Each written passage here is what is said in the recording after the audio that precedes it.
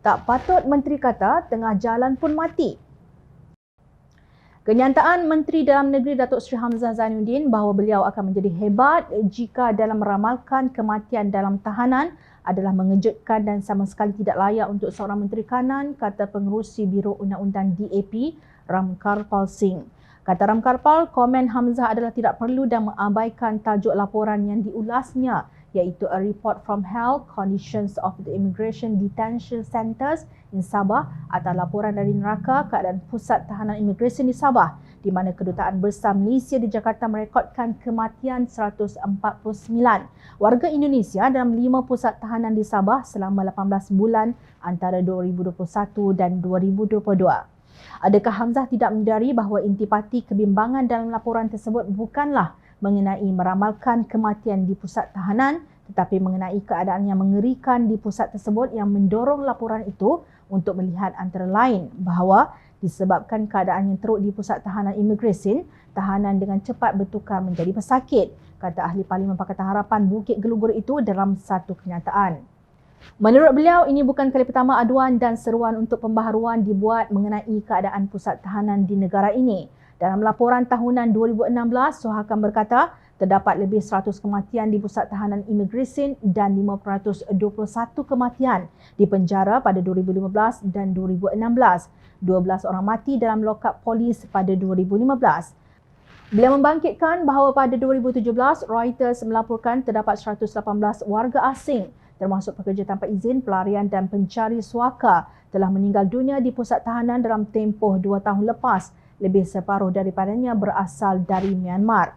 Sebagai Menteri Dalam Negeri, Hamzah sepatutnya memahami bahawa tahanan juga mempunyai hak asasi manusia. Yang paling penting mestilah hak untuk hidup dan menjadi kewajipan kerajaan untuk memastikan mereka mendapat kemudahan yang sewajarnya dan tertakluk kepada keadaan berperi kemanusiaan di pusat tahanan di seluruh negara, tegas Ramkarpal. Dalam satu sidang media, Hamzah berkata, saya nak maklumkan kalaulah saya tahu ada orang nak mati, jangan dimasukkan dalam depo, maknanya hebatlah saya.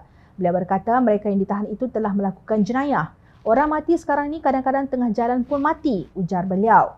Dalam hubungan ini, Ramkarpal mengingatkan bahawa seseorang dianggap tidak bersalah sehingga dibuktikan bersalah. Pandangan Hamzah bahawa apabila seseorang itu ditahan, bermakna dia telah melakukan jenayah, mengabaikan prinsip asas bahawa semua tahanan kecuali mereka yang telah disabitkan dianggap tidak bersalah sehingga dibuktikan bersalah. Kenyataan karut Hamzah terutamanya ketika mengenangani isu yang berkaitan dengan warga asing tidak banyak memberi inspirasi kepada kerajaan kita di mata masyarakat antarabangsa mengenai perkara yang berkaitan dengan hak asasi manusia di negara ini. Daripada membuat komen yang tidak masuk akal itu, Hamzah sebaliknya harus menangani kebimbangan yang dibangkitkan dalam laporan tersebut dengan jaminan bahawa kerajaan komited untuk menambah baik keadaan di pusat tahanan di negara ini bagi mengelakkan lebih banyak kematian yang tidak perlu pada masa hadapan, tegas Ramkarpal. Beliau melihat kegagalan Hamzah untuk menangani isu ini hanya akan menyebabkan kerajaan dikecam sebagai tidak berminat untuk melaksanakan pembaharuan yang amat diperlukan dalam isu yang sangat penting ini.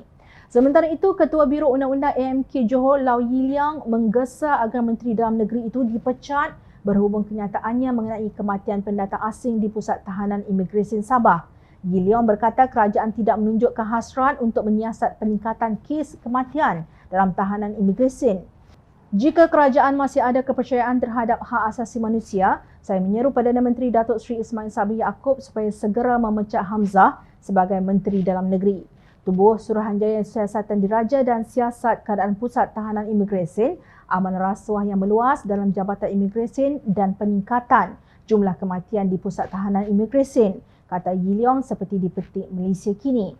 Pandangan kedua-dua peguam dari Pakatan Harapan ini walaupun melihat daripada sudut yang berbeza tetap relevan untuk dipertimbangkan oleh kerajaan yang dinamakan Keluarga Malaysia ini.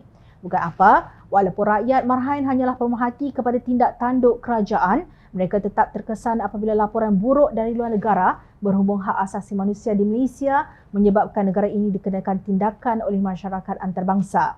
Buat masa ini, kita sudah nampak kesannya apabila ada syarikat dalam negara didakwa mengamalkan perhambaan moden atau buruh paksa.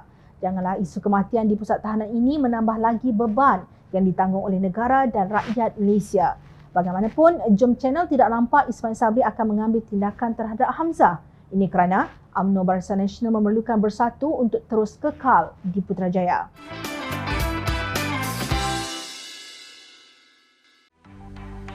Mencari maklumat dan berita politik yang bebas, kupasan yang tepat, panas. Dapatkannya secara eksklusif hanya di Jom Channel. Komitmen kami, rentasan berita Isnin hingga Jumaat. Berbicara dan isu semasa, kami garapkan secara langsung. Panel-panel berkaliber dan profesional. Interaktif, pandangan anda kami raikan. Jangan lupa bersama kami di setiap hujung minggu dalam edisi khas mingguan. Jom Channel, moving forward, sharing a new experience.